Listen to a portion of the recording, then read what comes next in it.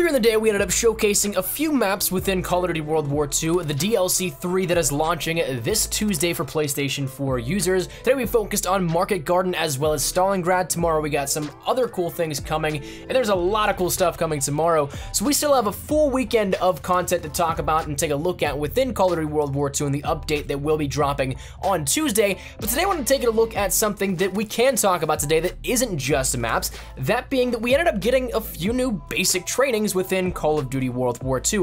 One in particular that I am just through the roof with in terms of excitement for it because it was a ton of fun to play with. It's going to completely change how I play Call of Duty World War II moving forward, and maybe even how you may do the same. So today we're going to be breaking down and explaining all three basic trainings that are brand new within Call of Duty World War II as of the update coming Tuesday. We're going to explain all that you need to know about those and how really useful they are. But first, before we get into that, huge thank you to Sledgehammer and Activision for the hospitality, flying me out there and bringing me out to the studio so that I can record this kind of stuff for you. Hopefully you guys enjoy.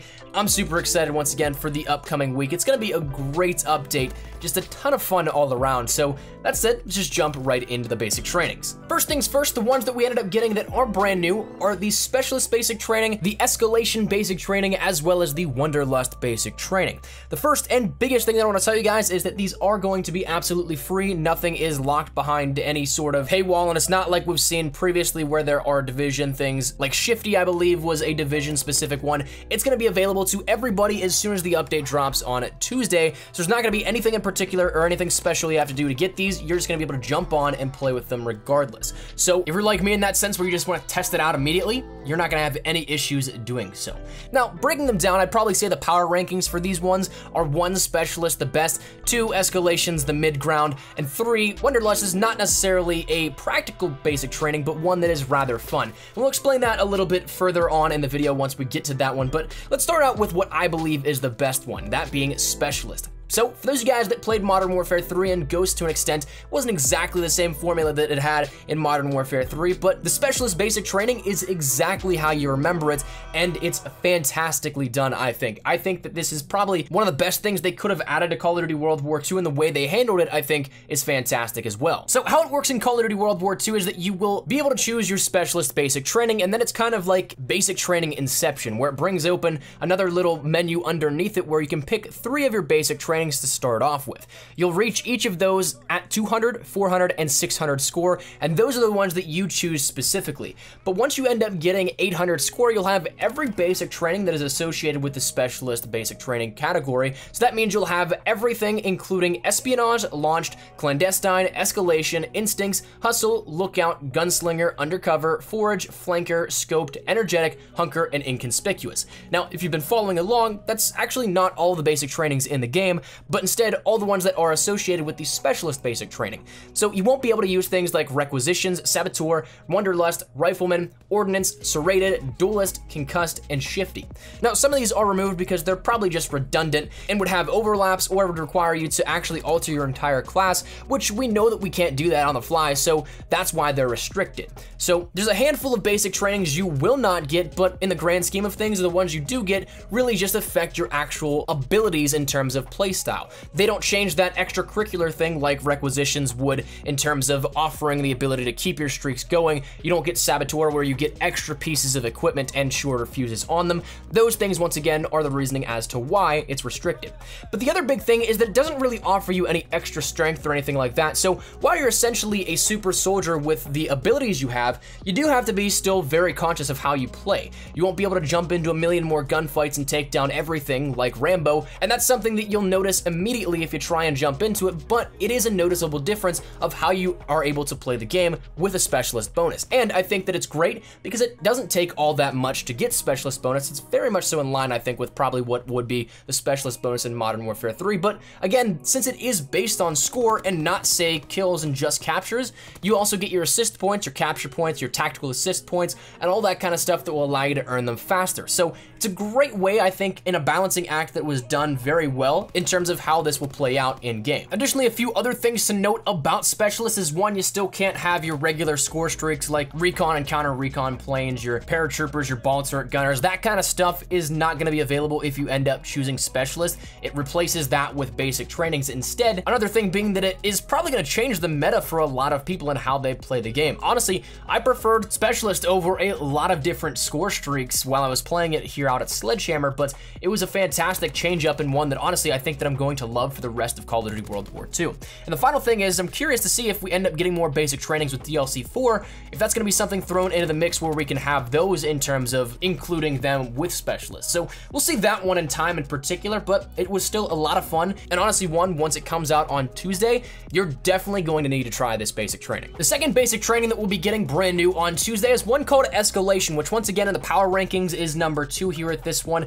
I still would definitely prefer Specialist over this, and one that actually I kind of used both in a sense was that I put Escalation on a lot of my rifle classes, in which that was the first basic training I would pull, so I kind of had both of them, and it's one that is very useful if I'm totally honest with you. So firstly, there are 2 different things associated with this basic training. The first one being that there is an escalated period for your aim down sight time. It's denoted as an indicator in the lower right corner of your HUD, and it looks to last about 5 to 6 seconds long, where you have an increased ADS speed for whatever weapon you are using. Whether that be a rifle, SMG, sniper, whatever it is, and whether or not you have a quick draw on it, it seems like it just halves the time in which you'd normally ADS. It was relatively around there. It may have been a few milliseconds off from truly cutting it in half, but it was something that you can see in the comparison on screen right now. It is possible to notice the difference between both ADSs. Now that primary ability is great in a lot of different scenarios, especially if you end up spotting an enemy that you have to snap to immediately also, but the bonus ability